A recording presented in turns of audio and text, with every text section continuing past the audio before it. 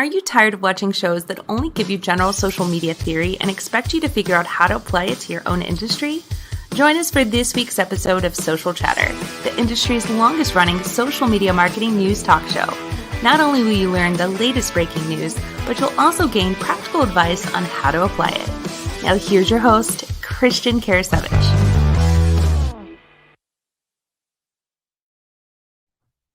What is going on, everyone? Welcome to Social Chatter, your weekly social media marketing news talk show. This is episode 275, and I'm excited about this. We've got a really good guest, a good friend of mine, actually both good friends of mine, actually. We've got, and he literally just popped in as the intro video was wrapping up. But I'm going to go ahead and bring on Phil Gerbyshak. So, Phil, it's good having you back. Yoo-hoo! What's up, Christian? How are you? Good, man. Good. So you got a haircut. I love the background. I was actually like, wow. I was like, it looks like you got this real swanky like apartment or house there. I mean, so it looks really good.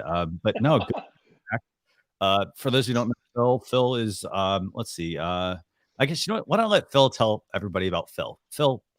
Sure, bud. So I'm working with organizations to help them sell more. I'm the chief revenue officer at Process and Results, and put real simply, right, we run your sales. So you get to focus on your business, we help you focus on your sales, and together we make music. It's pretty fun. Fantastic. So really good to have you. So Thanks. I know we're going to primarily be talking about, and actually we have it's almost like social media potpourri. We've got LinkedIn. They have marketing labs they're rolling out. Let me see what else we got here. We've got a Facebook alt text update. That might not seem like a big deal, but it's a pretty important thing. We've also got an update from YouTube as far as their YouTube Shorts feature. That's something that they're trying to compete with TikTok, so we got that. And we also have a new Pinterest ads creation tool. But we're going to talk about LinkedIn primarily. But this week's guest, also a good friend of mine, this is Mike Gingerich, MikeGingerich.com. I'm going to go and bring him on and just let Mike tell you a little bit about himself. Mike, good to see you. Hey, Christian, Phil, good to see you guys, and good to be here this morning. It's we go back a number of years. I was trying to think about different connections with you guys, and my work continues to evolve. I mean, back in the day was kind of with the tab site software for Facebook contests, and we've just continued to work with a team to develop more software and web development.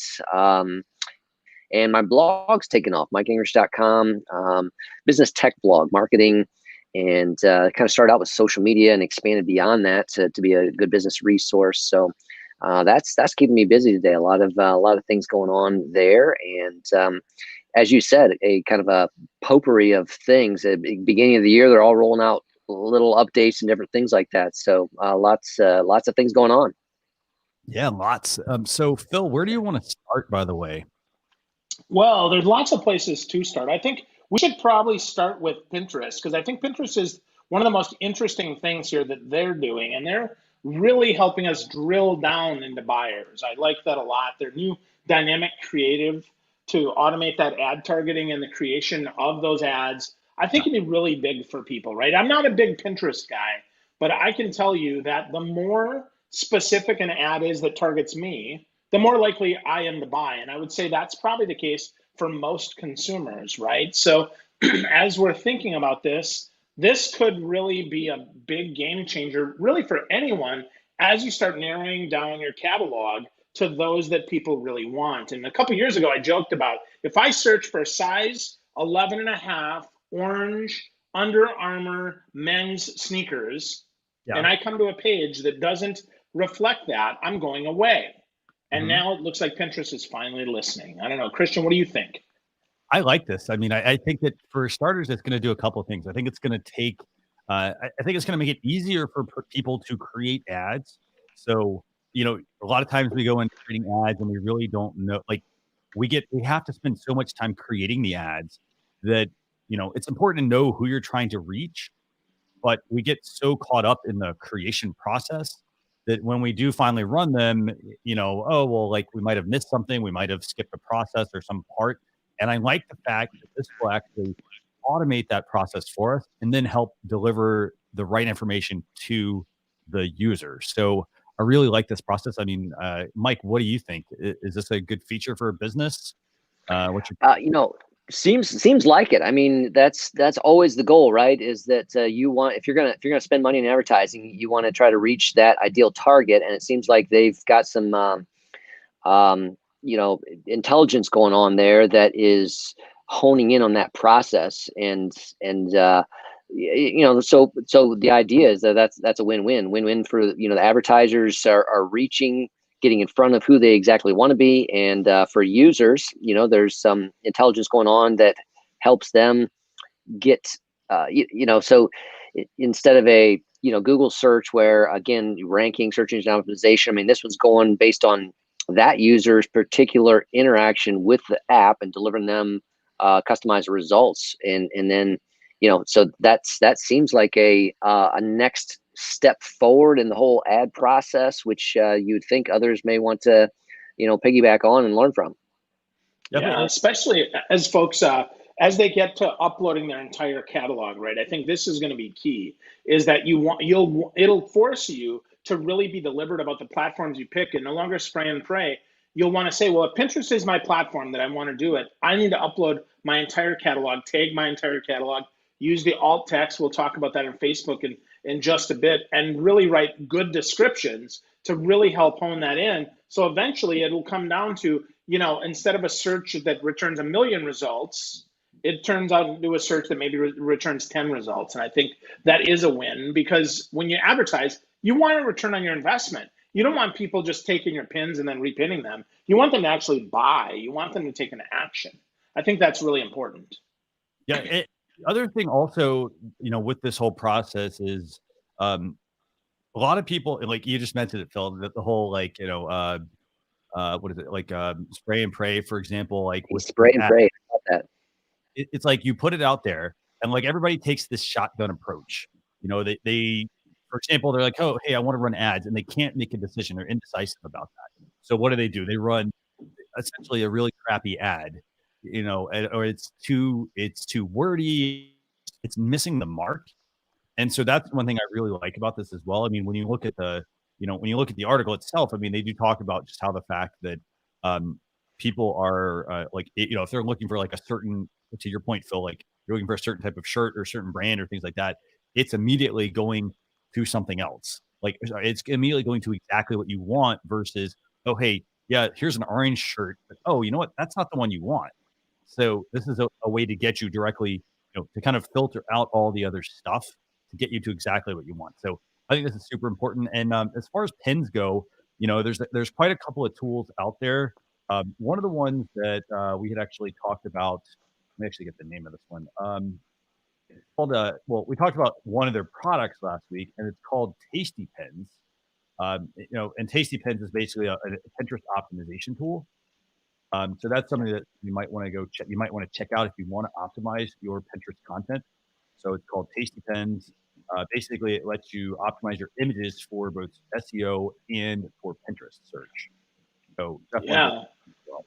Letitia asked a question here in the comments on YouTube. She says, hey, do we think that Pinterest will outrank Facebook ads? I think that's a really interesting question. And I think the answer to that stems from how Pinterest search works versus how Facebook search works. And the new change that Facebook is making, I think, yes, it's for accessibility. And we'll talk about that in just a second. But I think, secondly, it really is for SEO. Mm-hmm. Remember, every social network is a search engine. So you want to optimize for them. And this gives us an opportunity to automatically optimize, that's the bane of so many of these, is there is no automatic optimization. Now, certainly, I would guess it automatic, and then you can accept that automated option eventually, right, to add that text. I mean, LinkedIn has been adding that over the years as we go with some of the automated messaging, which if you just leave that, let's be really clear here, that doesn't help. But if you really do a good job and really spot on, say, again, this is a size 11.5 Under Armour men's orange running shoe, it narrows it down to those 10, which is really helpful, which will really help you show up. So remember, less frustration leads to less friction, and less friction leads to more sales. So you want to take advantage of this. Will it outrank Facebook? Sure, until Facebook decides to really take search seriously, because they're not, right? I can't search on Facebook or Instagram the way that I can on Pinterest, Google, or even LinkedIn. I love that. I absolutely love that. I mean, I think, like, Mike, what do you think? Do you think that Facebook search or will Pinterest ever outrank Facebook for ads? I think that this is a opportunity in the right direction for sure. And so that's this is a key. Again, Facebook's probably watching these kind of things. They learn from these kind of things. So will they catch up? But they've got some of their own kind of hot issues that they have to deal with at this point in time. So this is definitely a win for Pinterest. And coming back to that statement, as you said, I mean, Pinterest really is a search engine, right? I mean, it's a visual search engine, and it's a good search engine. And then by doing this with some of the automation that's involved, the learning as on the fly, so Phil, you talked about more sales with less friction, and so basically in this ad process, there's less friction, because Christian, you mentioned how, it has to come back to me. Do I approve that? And that's friction, that's time, kind of thing. But to do it right in real time as someone is, based on their interaction with the app, that's reducing friction. Yeah, good points. Really good points. I mean, this is going to be, I think, a good process. I mean, just weighing in real quickly. I mean, I've always said this: Pinterest is the dark horse of social media. A lot of people always forget about Pinterest. They don't think that Pinterest is useful. They just think oh, hey, people are just pinning stuff. I will say right now, if you look at stats, especially during the pandemic, people are using Pinterest a ton. And that's because they're at home. Now they're looking at things like, it's not just oh, hey, I'm at home and I'm remodeling things, or I'm trying to build a home office or things like that. They're looking for the information, and that's where the visual is important. And that's where now making sure your content gets in front of people, is going to be just paramount. So I think this is, I think at some point Pinterest could overtake Facebook. But I think, to Phil's point, though, what will end up happening is Facebook will then just react. So it might be a temporary, hey, they temporarily overtake them, and then Facebook leaps back in front, because again, it's ads. Facebook is known for ads primarily. Yeah, but they're not known for search. So let's see what happens here. I mean, that's the big variable here. No matter how good you are at ads, if you don't have the information that people need to make your ads relevant, you're not going to have purchases. I mean, that's one of the whole iOS 14 change is huge. I think this gives Pinterest a big, this gives them 2 steps ahead of where they were. And I applaud Pinterest. Now, the question becomes, right, how much time do retailers spend selling to B2C consumers to make their catalogs useful? Because that's ultimately the thing, right? And then to be honest about it and keep almost like a real-time inventory, because again, if I only want that orange shoe and I want maybe a push notification that says, yep, boop, this shoe is finally in stock. If I go to it and I can't buy it, I'm going to be really ticked off, and I'm going to start questioning it. So we'll see. This will be really interesting. But I think this really nicely leads us into the Facebook ad, Christian, how they're changing images and how they're adding alt text in a really nice way. This is really interesting to me, right? Facebook adding alt text, hopefully in a more meaningful way. That's always been my challenge. Whenever I upload a picture of me, it's like man in shirt. Yes. Well, that's not really helpful. So what is this? What's going on? Tell people about this. I mean, so they've rolled this out in 2016. I know that, but what's going on now? Well, basically, it's reading the contents of the image, which I think is really cool, right? So it says, exactly like this ad says here. So imagine you're at a party and you have friends that are playing different instruments. They've got some hats. They're playing some different music. Imagine, if you will, that now Facebook actually recognized that, because it always has. Let's be honest here. They just didn't display it to us, right? So, but now they display it, and hopefully, it makes it more accessible for those that are vision impaired. Absolutely, right? It'll read it off the screen so you can see the picture, and I'm saying see in quotation marks. But also, from a search perspective, if I'm looking for that image, and I remember, the last time Christian and I hung out, he wore blue Nike sneakers, and we Yeah. took a selfie together, and I saw those blue Nike sneakers in there. Well, now I can find it more easily because now it's actually tagged. So I think it's just more rich data. I think this is the step that they needed to take. They've always had this data.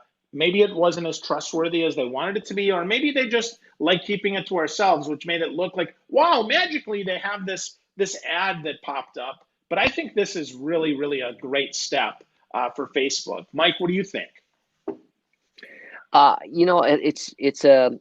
It definitely is a step in the right direction with accessibility and helping people that have a need to be able to see another method to get information that way. And I think that that it has ongoing potential. So it's definitely a step in the right direction. I'm just looking at this text here, and so is this something? I was like, because it says 2 hats, but I'm looking at I'm seeing more hats. So are we talking about a potential typo, or are we talking about not quite accuracy in what it's reading? What do you think? I think so, right? I think that it's just not reading it right. To your point, it could also be those that are in focus, right? Because in the background, here's the thing, right? If I put an out of focus picture, it's not going to read that metadata, right? It's not going to actually see that. So think about a scanner, right? That's my guess. As I look at that, I see that bright light actually obfuscating the 3 on the right there if I'm looking at it. If they're looking out, right, it'd be the 3 on the left. But the 2 on the left side are really clear. The one in the foreground and the one in the background right behind them, I think, are really clear. And to your point, right, I think that's where it is. And as we count those, if you count those, you'll see that there really are 5 drums that you can count, which, again, I bet there's probably more in the picture, but they're probably obfuscated or blurred out by the light. Yep. I mean, and overall, I mean, I think this is a really good update. I mean, just the fact that, like, to Phil, I mean, to your point, like, yeah, I mean, for the longest time when people upload images, this is actually going to help people. And this goes back to even just a website SEO thing. A lot of people, they look at, like, they build a website and they put an image up. Like, that's what, you want to be putting the alt text in there for people that, like, for Google to be able to scan it, for that, and then that also gets tied into your SEO ranking. So it's the same thing over on Facebook, but Facebook, in their case, they're primarily using it for an accessibility feature, to help people that are,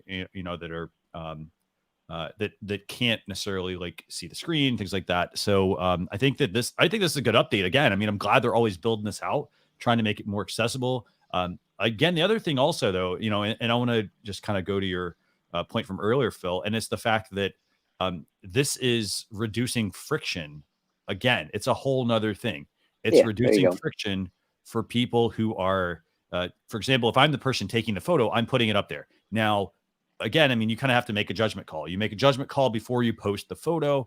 And then once you post it, now you're potentially helping someone else as well. So someone else who is searching for this or, trying to go find that photo that you've taken, Facebook is also then, in a way, trying to help with that as well. I mean, I think at some point, maybe Facebook will come out with a search engine of sorts, like a big search engine, kind of like, compete with Google. But they did that, right? With the graph. Well, they did that with graph search, right? And people got freaked out because it was too personal. Right. But I would say, right, so I think this update, though, is, to Mike's question, it's automated. So it could be wrong, right? Like we saw there, Mike, great point, right? 2 hats, there were 5. Okay, that's wrong. But still, the fact that it's hats, I think, is way more relevant than just picture of 2 people that are tagged. And I don't, and it's me and you, Mike, and Christian's really in the picture too. And, maybe you tagged him because because you want to get his friends to see it too. But really, you don't see Christian. I mean, but you could edit this, right? And I think the automation is, think of it, instead of automation, think of it as suggested. That's there by default, much like a 401k, right? Invest in it unless you choose otherwise, right? And I think that's great. I think that's a great step because most people are not ambitious enough to optimize, and those that are should be rewarded. And I think that really helps all the way around.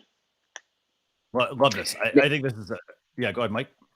Well, and I was going to say, so am I understanding correctly, though, that, I mean, at this point in time, that's automated and it can appear there, but it's not necessarily integrated into search now. It's not a, I won't pull up search results on drums and potentially get this picture at this point. Is that correct? Not right now, right? But that with the new update, eventually it will, right? Because it'll say that there absolutely are updates. Image they're search. updated drums, right? Image search, right? So I think it's one more thing because image, I would argue, people search for images more than they search for text because they remember images, right? They misremember text. I mean, Phil Gerbyshak is easy because it's simple, but what's Mike's last name again, right? Mike G. Oh, the guy with glasses, right? So we might search for glasses, and maybe you remember in this particular case, right, there's 2 out of 3 guys with glasses. So I'm put 2 guys with glasses, 1 guy with microphone. Oh, now I've got it there, right? So I think again, it's not there yet, but it's coming out, and I think that's super. I think that's super valuable. Definitely. No, I definitely innovation that they needed, and a step in the right direction for you. You mentioned before, just they need to improve their search, and so a step towards that. Yep, absolutely. So Christian, do you want to go to YouTube? Because I think we can talk about LinkedIn kind of as we close it out here, because I think the 2 that are there, sure. I think it'd be really fun to talk about in conjunction with how we might use LinkedIn and how we might do a LinkedIn ad. And then let's answer Letitia's question just real quick here. So as you pull that up, Letitia, you asked a question about, is Clubhouse a search engine as well? And my answer to that is absolutely. Of course it is, right? That's why they have room names. If they didn't have room names, if they didn't have people names, if they didn't have bios, it wouldn't be. Now, is it a powerful search engine? Probably not. Not yet. And because it's all audio, right, there's nothing there. But I would guess they're going to partner with a tool like my favorite secret weapon of all time, Otter, to transcribe, right? I mean, that's where I expect this is going. And it wouldn't surprise me to see that it becomes a massive search engine and a massive place to get great content. But right now, people are worried about privacy. So it doesn't do all that, but eventually it will. So really great question. Really great question there. And Phil, I love your point again. I mean, I knew exactly where you're going with that. I mean, searching audio will be fantastic, whenever that happens. And, all the people that it's sort of good. I mean, all the people that are on there now, most of the marketers that are on there talking about Clubhouse, they're spending all their time on there. I mean, it may eventually become useful, but it is going to have to be searchable, and even though those conversations, for example, are pretty private right now in a way, right, Mike? I think at some point they'll end up becoming public. So we'll see. Yeah. Okay, Phil, I've got the YouTube Shorts feature ready to go.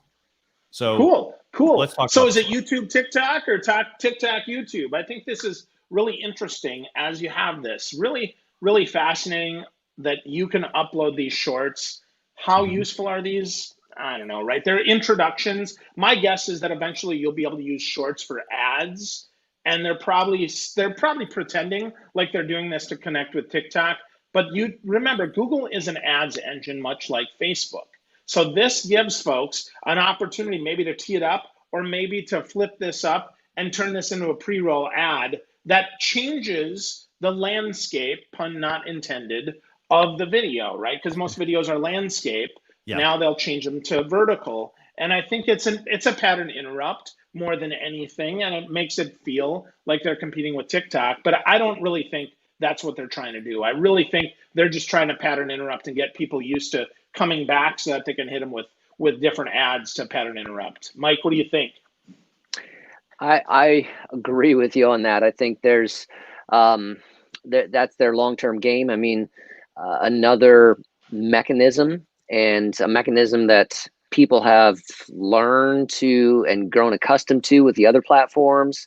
And so, bringing that over, but being able to monetize that by YouTube and going forward, I think will be important.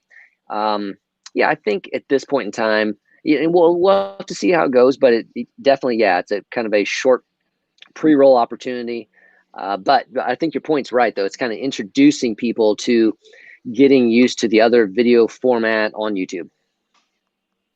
I think that, overall shorts, I mean, just the update here is they're basically detailing the analytics process for shorts, because think about it. I mean, it's a 15-second clip or, 10 seconds or whatever. You have to watch a whole lot of content to really get anywhere with that. I will say this. I mean, if you're somebody who's trying to get monetization on your channel and you have subscribers, the hardest part to get is the watch time. And while shorts, for example, these are generating pretty massive numbers. I mean, we're talking, what do we have here? Like, I think that's let me just see how big this is. I mean, 14? 9.7 million or 14 million. Yeah. Here's the thing. That's a lot of content. That's a lot of views that somebody's going to have to watch. Let's just say that's 10 seconds. Phil, you want to do the calculation on that? If it's like 14 million at 10 seconds, how much time does that equate to? And the reason I ask is because the hardest part about, if somebody's like, hey, I'm going to go all in on shorts and they are trying to get monetization on the channel, that may not be the way to do it, because you got to get 4,000 hours of consecutive hours of watch time. Yeah, so that's like 233,000 hours of that. If I divide that, and I could be wrong here, but let's just say round numbers. Let's say it's 100,000 views of a 10-second ad. Holy buckets, right? That's insanity. Nobody's going to watch your 10-second garbage for 100,000 times unless it's super entertaining. But then what's going to happen is, how does that lead to actually watching the full video where you can actually have a real call to action? Yeah. I mean, this, going viral is never my goal on social media. Let me be really clear. Right. The goal is always to get an action. I am not playing on social media to get more likes, loves, comments, and shares. Right. I'm on social media to do more business. And yes, sometimes to make friends. Yes, absolutely. Right. But eventually at some point, right, we either do business or we just stay friends, or you hate my guts and you go away. And any of those three are acceptable.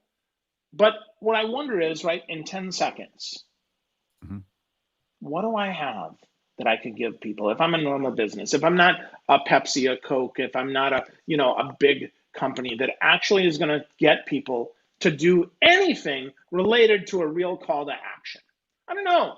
It's really tough. I mean, Vine failed. TikTok is yet to be commercialized. Snapchat, yeah, but it's personal. It's not like people are taking pictures of stuff. I mean, it's like celebrity endorsement. I don't know. It's just really tough. I don't see 10 seconds really helping us much.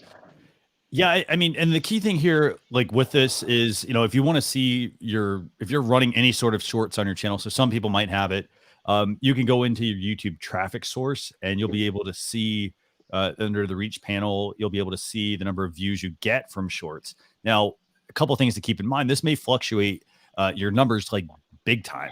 So you may see, hey, like there's a huge spike in views, but if they're 10-second views or whatever, that's not going to move the needle overall. So you do have to kind of think about this. And I like Letitia's point, by the way. Actually, she makes some really good points here. She used the clips as highlights. Love that. Makes a lot of sense.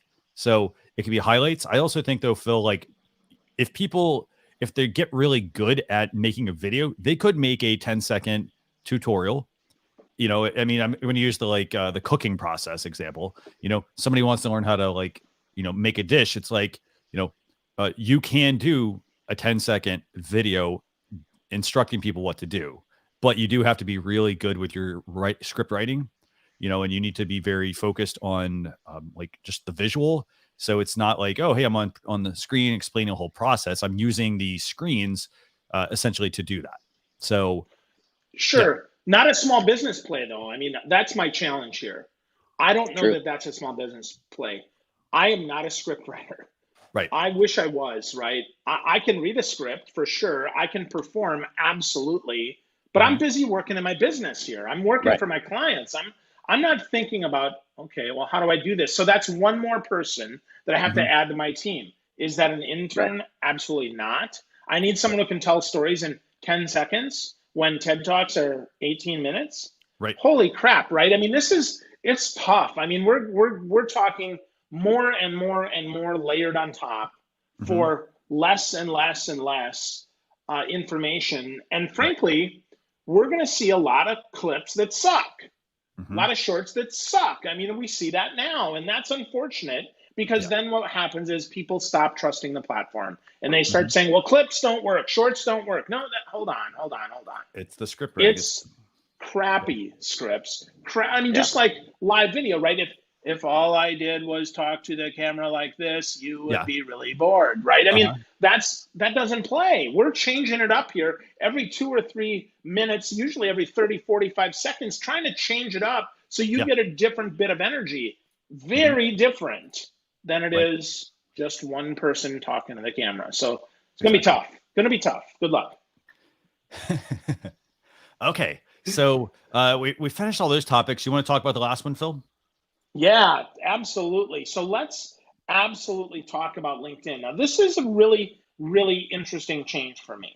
LinkedIn is now giving us a laboratory with which to experiment in, which makes ads so much more approachable, right? So much more approachable. Now, the king of LinkedIn ads is someone who's been a guest several times, dear friend of mine, AJ Wilcox, with B2 Linked, brilliant guy, right? So now this gives you a learning center for advertising. The one thing I'm going to say before we jump into this is just remember, folks, it's not about learning, it's about execution. You can learn how to write an ad, you still might not be good at doing an ad, right? It's actually about execution. But this is pretty cool. This gives us an opportunity here to kind of mock up and see this and give us real data, hopefully, on what advertising could potentially give us on LinkedIn before we decide to invest the money. And I think this is great, right? I think this gives us good opportunity. The thing to remember is that it's not exactly real time because, of course, if Mike and Christian and I are all writing it in the center and we're all testing this out, and then we go ahead and we say, bloop, hey, we're all going to run the same ad. Well, the cost is going to be different. The reach is going to be different. Everything is going to be a little bit different, maybe more, maybe less, but certainly different. But it certainly is a teachable moment. And this is really interesting to me. I'm hoping, again, that they give us the opportunity to go from testing an ad to now you've tested this ad, let's go live. So Mike, have you played with LinkedIn ads in the past? Has it been anything at all useful for you, or what are your challenges with these? I have run LinkedIn ads in the past, and I have not done well with them. So I feel like I've got so my execution end game did not turn out the way I wanted. So lots of dollars spent, little results on that, and so I think you think about where we started today. We talked about Pinterest here, an ad that suddenly will automatically learn and adapt and things like that. That seems like a massive step ahead of where I've experienced LinkedIn ads. So for me, this is a great looking tool here. Like you said, a guy like AJ Wilcox, this is, he's done it. He has executed well. He understands these things. For myself, I need something like this, an all new on-demand learning center to help me try again, basically, to see if I can learn some things that would help me execute better. So yeah, my experience has not been one that I felt good about. I feel like I had trouble kind of figuring out the platform. Okay, and let's see here. I shouldn't have pushed that because that's expanded my targeting way too much. I'm getting some junk traffic on all these pieces. So this seems like a needed step. Definitely, LinkedIn trying to up their game, and lots of us probably, maybe I'm unique, and a lot of people have had success, but I'm guessing they've done this because there's more people like me who need this. Here's the thing. Absolutely. I got a couple of points here. So the first thing is, first question, I guess, for Mike here. Like, Mike, if you had this tool before you were running LinkedIn ads, do you think that it would help you? Like, absolutely. And what I mean by that, fundamentals. Yes, because I struggled. It was all self-learning, basically, kind of going through that platform. Okay, let's see, what does this offer here? Well, okay, I'm going to try to set up the ad that way, and I got to run it for a while and then see if let's see. So and I got to go back and I got to learn some things. So for me, it was all just learned by experience, checking things out. I didn't know if there was probably enough detail in there for me. And so if I had some things that, gave me this kind of overview beforehand, that could have been definitely a win. Gotcha. Cool. So you'll try again? You'll try again, Mike? Well, I need to dig into this. Yeah. And if I feel like, hey, coming out of this, I've got confidence and I've now got a plan. Yeah, absolutely. Cool. And by the way, it's super easy to actually get to this resource. It's literally just training.mark. Well, sorry. It's super easy, but it's sort of a long URL. It's training.marketing.linkedin.com. And when you go there, they're actually going to walk you through here. I'll actually pull this up for you all. So, it's a very useful feature. I mean, for starters, it's free training for advertising on LinkedIn. Yeah. Now, that's beautiful. Which I like that. I mean, it's the fact that like a lot of people, we know people in the ad space for LinkedIn ads, but when you start talking, for example, Facebook ads, it becomes a whole different ball of wax. Like people are interested in like wanting to learn from people. And then, it's like, well, everybody else is just reselling essentially what Facebook is already teaching you. So I'm glad that this resource is actually out there. I mean, this is actually what it looks like. And as you can see, I mean, they're not just walking you through like, okay, hey, now go like, look at this, and this, we're going to start with like, what do you actually want to do? Like, do you want to actually do, run ads, or do you actually want to do media planning strategy? Like, or, hey, you do a bit of both. So they're kind of walking you through that via flowchart to get you into the ad creation process. They're teaching you what ads are about first, and then tacking on the important pieces. I mean, again, Mike, I mean, I know you've written a book, and, we talked about like how, like, for example, you like basketball, and for somebody who wants to learn how to play basketball, they learn the fundamentals first, and then they incorporate things to make them, more unique, for example. And then they incorporate different moves, or, they move into certain positions. And then there's things like that get involved based on what they're doing. So I like this. I mean, I really do. And I'm glad that LinkedIn's putting this out there. And this is good because remember a few years ago, LinkedIn purchased, lynda.com.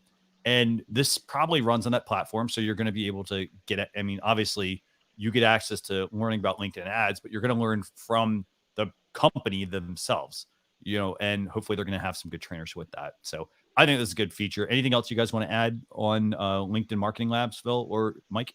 I would say, your point about Lynda is super big, right? LinkedIn Learning, to go from actually trying it to then watching a video from AJ, probably, to be quite honest with you, right? He's the guy for that. As you filter through there, I think that's really interesting. It makes for a smart upsell as they offer courses that are related to these marketing labs. I think this is really, really a good move. It's really helpful. It can be confusing. Mike, to your point, right? I know a lot of people who have run LinkedIn ads and aren't even sure what type to run. And either A, they quit and get frustrated, or B, they see no return on their investment, neither of which is good for LinkedIn. Let me be really clear here. LinkedIn wants you to succeed. So don't stress about the fact that, hey, this didn't work last time. Now that you have a laboratory to test in, I think we have an opportunity to do that. The one question that I would have, and this is something I don't have an answer to, it's purely rhetorical, and that is, what are you selling that you would be willing to invest $1,000 to advertise? Before you even get started on these labs, I want you to think about that, because that is one thing that will determine whether or not you're successful running LinkedIn ads, because they're a much higher cost than Facebook, but often a much lower cost than Google. Good point. And to that point as well, Phil, I think that it's also important just, to highlight that even though it costs more to run a LinkedIn ad, and LinkedIn is very specific about their platform, the thing is they're trying not to be the end all be all for everyone. So LinkedIn wants a very specific user base. Like they want you to use the platform, but they also don't want you to spam it with a whole bunch of junk. Because again, I mean, that creates that's the experience that someone else is going to have on the platform.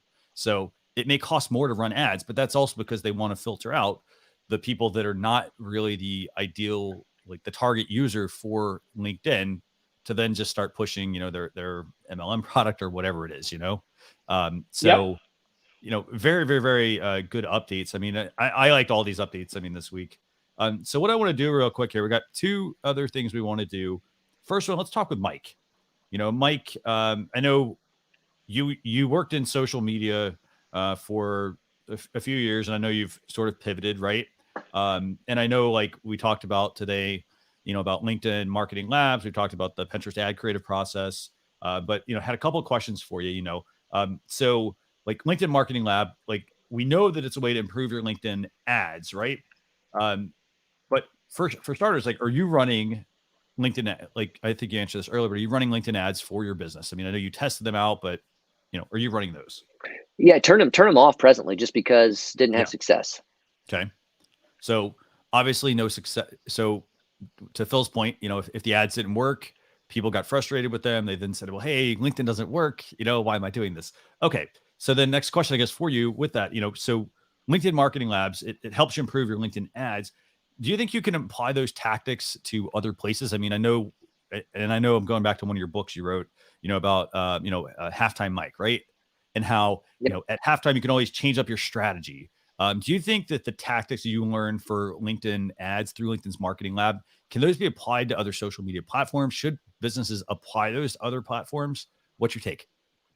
I think that's the need of every savvy marketer today, is to be able to kind of dive into one and glean from it, but then to be able to look at another entity, in this case, another ad platform, and be able to say, what lessons or what items have I learned there that can apply here? I mean, that's the savvy digital marketer today, needs to be able to apply those things, because, and many times it's not going to be, I mean, obviously the interfaces are different. So, the way you set things up are going to be different, that type of piece. But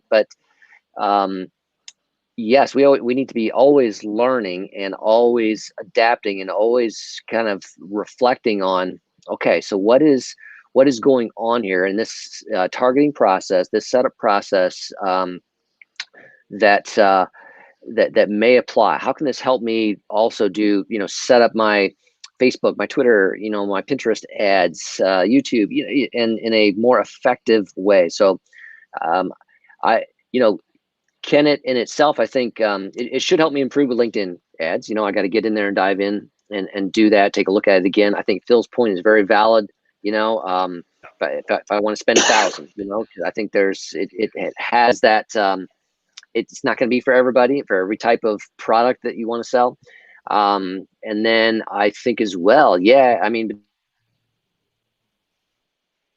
that's kind of on me. That's on the savvy marketer to be able to apply those learnings, what you see, to something else. That's a skill that we need today. If you're going to perform well, just because of the speed of things and the sheer volume of things, the layers of things, you need to be able to adapt those.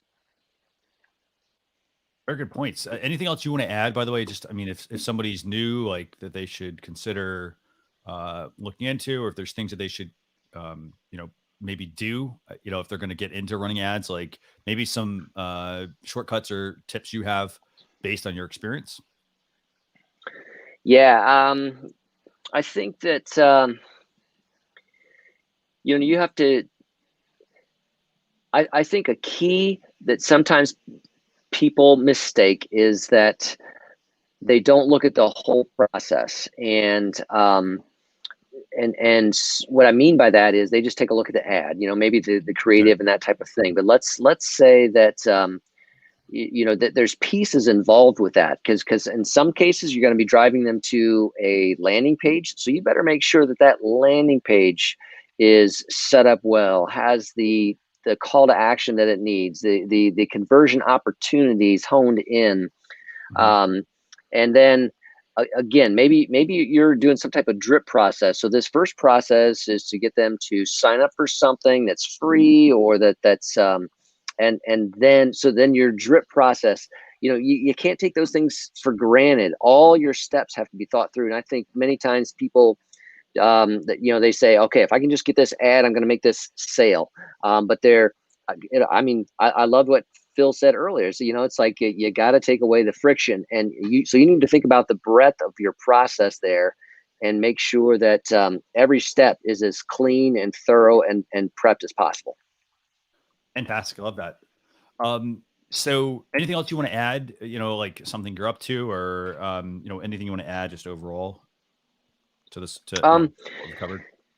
Yeah, no, I think that I'm most excited probably coming out today with the our first and last points there. I think that Pinterest with that's just some great technology that they're releasing there. So I'm kind of excited to see where that goes and see how that plays into some of these. Again, that's where we're talking about adapting right there. Like so I'm already thinking about, oh yeah, that would help me with this type of ad over here in this platform, that type of piece. And then the Learning Center for advertising on LinkedIn. I think because LinkedIn has really grown. You think about they kind of released their own LinkedIn stories in the past in 2020, right? And they've now being able to live stream directly to LinkedIn. There's just been some real growth and forward thinking of LinkedIn. So this is a next step in that, and that's for it's a business social network for a reason, and so it's good to see these innovations. They keep innovating. If your target audience is on there, I think it's a good place to invest more time to take a look at ways that you can engage with them there. And ads like this is another step in the right direction. Fantastic. Yeah. And Letitia says, you're dropping some golden nuggets right now. Definitely, and here's the other thing before we really transition to the third act of the show. And it's the fact that just because Facebook ads and LinkedIn ads and Pinterest ads work a certain way, it doesn't mean that you have to be contained in a box. So if I'm running ads on Facebook, for example, and I'm like, hey, I want to now see if I can apply some tactics to, what I learned at LinkedIn, for example. Like, don't be afraid to take that leap and step outside of that box. Nothing's going to happen. I mean, you may lose a little bit of money, but you want to be very thorough with your process. So get it working on one platform. If you notice it's not working, refine that process. Go to the next platform, and see, okay, you know what? If this is the platform I want to build on, what do I need to learn? So basically hone your skills, and then, start applying some of the tactics that you may have learned from other platforms that maybe didn't work or did work for you. And you may find something that actually really works extremely well. So with that, we're going to move over to real quick, the third act real quick, Phil. And this is, as you know, tool time. Tool time. What's the first tool you want to talk about this week, Phil? I know we have two tools. Yeah. Well, let's talk about VirtualBooth first, because I think that's interesting. I think that you can use this in a lot of different ways in your business. I think you could even, funny enough, right? You could even use this on LinkedIn as a way to bring people together, as a way to bring people to be able to kind of share different things. You'd need to share your basically share your screen, which you can do using Zoom, using your iPhone as a shareable screen. Mm-hmm. But imagine the fun that you could have at a virtual photo day, either with your team on a LinkedIn Live or anywhere else, where you can just brand it out, share it, get it embedded, so you can do something fun, right? And you could, now that we're more working from home, you might have to send some props to people to be able to do that, or potentially, right? And it isn't available now, but it's possible. I'd imagine that eventually they'll have a paid version of this that allows you to upload your own virtual swag, so people can wear your branded polo shirts and your branded coffee cups and different things. So I think this is pretty cool, right? And I know that they've got a version for $10 a month, but I'm talking really going after it, right? Really enhancing this, so a company could have a virtual photo day. Maybe it's time for headshots, and you want everybody, because they're all working from home, to everybody to show up and use this. Well, you could take them through on a Zoom meeting and you could get these pictures taken. So pretty cool. And it does offer that some of your own graphics, right? Some of your own graphics. Mm-hmm. I'd like to see it offer even more as we go. So pretty cool tool though. $10 a month could be really fun. What do you think, Mike? Is this something you would use? Or a business could use? I think it has some possibilities there. So it's definitely, for some of the niche options, I think it's a win. So I appreciate Phil bringing this to my attention. It's a new one for me. Very nice. Yeah. And $10 a month. I mean, so not a big, for starters, you can actually use it for free. So you can sign up for free, test it out. I think, again, you have to kind of think long term here. I mean, so people are not just like, they're not probably not going to go back to the normal conference model. So having something like this, it does help you make your conferences also stand out a little bit. It also gives you content, for example, for your social media channels. So it also is going to reduce the friction, again, to have to go back to somebody and be like, hey, Mike, thanks for attending my event. Can you take a photo and so forth? This becomes just part of your process for your event.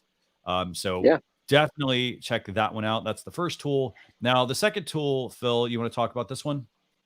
Yeah, so this is interesting. I actually downloaded it. I don't really quite get how to use it as we look at it, but it's really, it's got a lot of potential here, I think. Overviewer, again, an opportunity to share what happens here so that you can turn your device into a document camera for sharing on those video conferences app. Again, basically doing what Zoom is already allowed, but now you can let your students, let your educators see what's actually on their desk so they can show that even more, even more easily. And I say I didn't get it, meaning I get the simple math stuff, but some of these challenges, right, you're going to need a lot more space than is on my phone. Right. But definitely, this is almost takes me back to the days in elementary school where I would, where I'd use an overhead projector and slide. Yep. So this is kind of cool. It's kind of cool. I see a lot of potential here, mostly for those educators, those that teach, and those that don't have a whiteboard, or those, like I've got a remarkable tablet that I use. It doesn't connect. I could set that down and use that to then share, which I think it's pretty neat. I don't know, Mike, what do you think about this for a training or a marketing tool? Yeah, I mean, I think, one of the challenges that a lot of presenters have come up with is just some of the shifting back and forth. Okay, now I got to share this screen, or I have to share this tab, those types of things. So it seems like if it's integrating, fairly seamlessly, again, maybe it's taking away some friction and allowing them to be able to focus more on the teaching, which includes the sharing of information, sharing of screens without kind of navigating so much the technology at the same time. So that seems like that's what they're trying to accomplish there, and I think that's a positive. I know that it's always a challenge, when you're in and someone's presenting and then they have trouble sharing the right tab. It's like, oh no, that's the wrong screen. That type of thing. It's taking away from the what's going on. So if this is a tool to make it simple while you're on that video conference and sharing information, that's a positive. There's a need for that. Yeah, and overall, I mean, this is I think it's a useful tool. Phil, to your example, like, yes, exactly. That's what I was thinking. Like, people have projector, and they're trying to project something. Like, they're using I think it was Vis-a-Vis pen or something like that, and you write on a projector, and then the projector was somewhat able to be projected. This is one way. The other thing, though, is this sort of gets people out of the not having the Zoom subscription, for example. It's the ability to use your phone to connect it via AirPlay, for example, if you're running a Mac, to connect to that, and then to be able to use that camera to show various things. So, for example, let's say I wanted to set something up. It gives me the ability to then be able to use my phone, for example, to be able to just use it freely versus having to fumble around, I guess, in a way. That's one benefit I think I see to this. Again, it's also a free thing. So the camera, by the way, on your smartphone nowadays is really good. So I think it's definitely something that people should check out, and consider trying. I mean, if they're in that, for example, if you're a teacher, it's great for that, and again, this actually was created. The person created it for their wife, because their wife was I think an elementary school teacher or something. So it had usefulness there. Again, I mean, you may use it for certain things. You may find there are better options, but it depends on really what you're trying to show. So, well, it's simple, right? I think it does one thing. It does one thing very well. I think that's great. Again, as if they're targeting educators with this. My brother teaches school. I can totally see that school teachers could use this, especially in less less affluent districts, right, where they need to be able to share this because it's free. It's a free app. Is that, I don't know what they're going to, how they're going to advertise this, because basically it's just a sharing camera. But I like it, right? I think it's nice. It's fun when developers can make useful stuff and then give them away. And I'm grateful to them. So hopefully they've got, they've got other stuff that then we can see, oh, what else did they develop, and make some money that way. Definitely. And I like the fact that, I mean, again, people saw a need and they decided to build that versus, hey, I'm just making another app. And, you and I've talked about this before, Phil, as well. Sometimes it's, sometimes there's one app that, it just does one thing, and it just needs to be like, it becomes part of a process. It's round tripping where I go from one app, I try something, I then, it's like, oh, I take a photo. That's the camera. Okay, I want to do some advanced editing. I don't use the stock app. I go to another app. I make my edits, and then maybe I want to post it to Instagram. And at that point, maybe I make the jump over to Instagram because it offers features that the native apps, for example, may not have. So definitely check that out. But I don't have any other topics this week, actually, just a couple of quick announcements. So just those first announcements. For starters, if you want to get the latest social media news, go to socialchefs.com/daily. I've got a newsletter you can sign up for. But I want to definitely thank my good friend Mike. Mike, what's the best place for people to get in touch with you? Yeah, I'm just trying to get everybody to come on over to my website, MikeGingerich.com, and business blog again, all things for the small business entrepreneur in forward-thinking tech, social media, marketing, all those pieces. Very cool. And Phil, again, I mean, where are you at nowadays? Yeah, well, so go to processandresults.com. You can check us out there. We're giving away sales processes, other processes, working to build some good frameworks for folks. So check us out. Happy to help you. Find me on LinkedIn. If you can spell Gerbyshak, you'll find me on the internet. So happy to be there. Very good. Thanks for having me, Christian. Anytime. And again, I mean, just a couple of quick points for those of you who want the blog post recap, socialchefs.com/SC275. This will be going out over the weekend. Also, the Alexa flash briefing as well, for those of you who want the 7 to 10 minute synopsis of what we covered this week. And lastly, we're going to be joined next Thursday. Actually, let me get the points here. So we're going to be joined next Thursday by Find Troy. His name is also Troy Sandage. Troy Sandage. There you go. So find Troy on social media, but you will be able to find him next Thursday, 9 a.m. Eastern Standard Time, youtube.com/socialchefs or facebook.com/socialchefs. Again, today we talked about just the importance of creating less friction. So whether it's, LinkedIn marketing labs to help you learn LinkedIn ads, so you can then have a smoother process for making ads, Pinterest's new dynamic ad creative process that helps automate the ads that you're running and get people to the information faster, getting the right ads in front of them, for example, or even Facebook's alt text, alt image feature where they add, details about an image, again, to make it easier for people to potentially surface the content, but also to make it more accessible. But that's going to do it for this week's episode. I want to thank both of you just for being on, just joining me. As usual, always a pleasure to have you all on. So thanks a lot for listening, everyone, for watching, and we will see you all next week. Thanks. Take care.